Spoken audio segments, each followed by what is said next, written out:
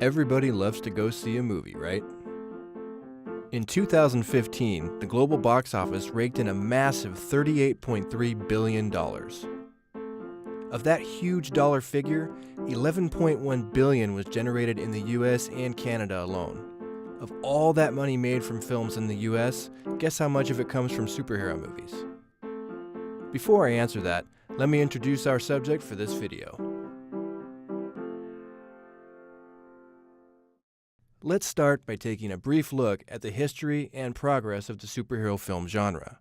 Wonder Woman is obviously she's an Amazon, and so she's obviously representing like Athena.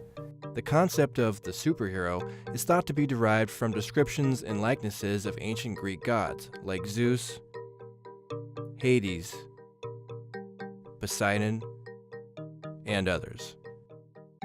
If you ask most people who they think the first superhero was, they often say, Superman. Probably Superman. Superman? A Greek god, like Zeus. Probably somebody that was Egyptian, like a god. That seems like a reasonable guess, but really the first authentic comic book superhero ever created was Mandrake the Magician, a costumed character created in 1934 that used his magical powers to stop crime. Superman is probably the most universally recognized hero due to his name and the number of films produced based on his character. He was originally created in 1938 for comics, and his first television debut was in 1948 starring Kirk Allen. This was followed a couple years later with another television spin-off. Faster than a speeding bullet. What I liked about the old Superman films with Christopher Reeves is the lighthearted nature of them. Superman films have gotten like dark and gritty and serious. At the end of the day, it's about a dude wearing his underwear outside of his pants, flying around and like shooting laser beams out of his eyes. You know, it's not really a serious topic. Throughout the 40s, 50s, and 60s, several other shows, films, and cartoons emerged featuring mainstream superheroes like Captain Marvel, The Phantom, Batman, and others. On average, there were about 3 films made every 4 years.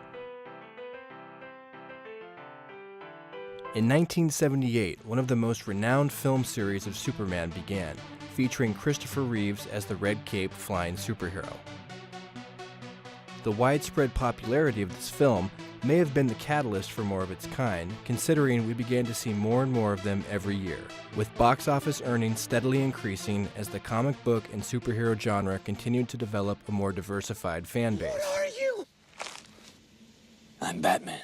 I like superheroes because they're fun. I like the movies because they're fun. I like the ones that are well done. Whether it's comic books or movies, it lets me sort of step out of my own world for a while and just escape for a few hours into a world where anything can happen. I think that's really exciting. People wanted to see A superhero! Of course, there were a few duds in there. Green Lantern was not the best film.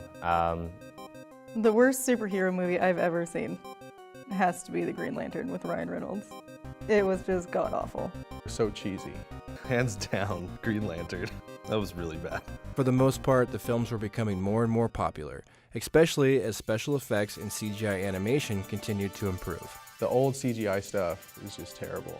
Older films didn't really have as much available to work with as films now in terms of special effects. It's amazing. A lot of the things you never thought could be seen in movies are now coming up, and it makes them that much more enjoyable because you just get immersed in it. I think the special effects have gotten much better over the years. In 2001, something big happened. This just in, you are looking at obviously a very disturbing live shot there. That is the World Trade Center, and we have unconfirmed reports this morning that a plane has crashed into one of the towers of the World Trade Center.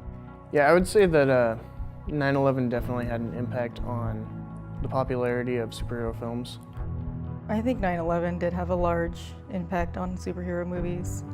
When the world is down in such a dark and sad place, you want somebody there to save you, and that's a superhero, right? You look at them and they save the world every day. After 9/11, Our entire society was looking for a way to escape. Looking at the Spider-Man movies that came out during 9/11 with New York, those sold quite a bit. And then rise of popularity of superhero movies. Spider-Man was definitely, he's based in New York and he's a New York superhero and he's saving everybody. In 2002, the box office spiked with the release of Sam Raimi's Spider-Man, starring Tobey Maguire and Kirsten Dunst. Sales that year shot from an all-time low of $14 million to $497 million globally. The film's great success launched 2 sequels and another Spider-Man series called The Amazing Spider-Man. Now that I think about it, I do think that there's a decent chance that 9/11 contributed to the popularity of superhero movies because people just wanted heroes at that time. Since then, the genre has never dropped below $287 million annually.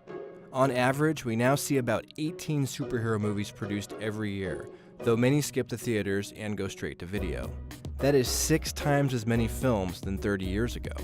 Today, the industry has reached a record-breaking $1,664 million globally. Whoa. This brings us to the big question of this video.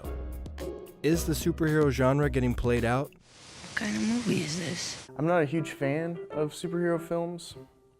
I think they kind of get repetitive and there's not really a lot of attention to them because really you know that the superhero is gonna save the day. I just wish it was kind of like back to when it was good. There wasn't a lot of special effects that drowned out the movie. I really like special effects. I think in a lot of Michael Bay films, they're way overdone. It seems like the entire movie is CGI. What is it about the superhero that the public finds so fascinating? A lot of bad things happen in the world and always have throughout history. And I think everybody deep down inside wants to be able to have the power to make a change or stop a bad thing from happening. I love everything about superheroes. The battles between good and evil and overcoming everything. It just makes it so that you feel like maybe you could do it too. The early X-Men books in the early 60s were a lot about the civil rights movement, and that Charles Xavier is based on, at least loosely based on, Martin Luther King, and Magneto is more based on Malcolm X. If you look at the old Captain America comics, he was fighting Nazis. He was a World War II soldier. You can read a comic or go to a movie and identify with that superhero. And for a moment, you feel like you can make a difference in the world. Superheroes, I think, are something that everybody can easily get into. And now they're not just for nerds anymore, they're for everybody.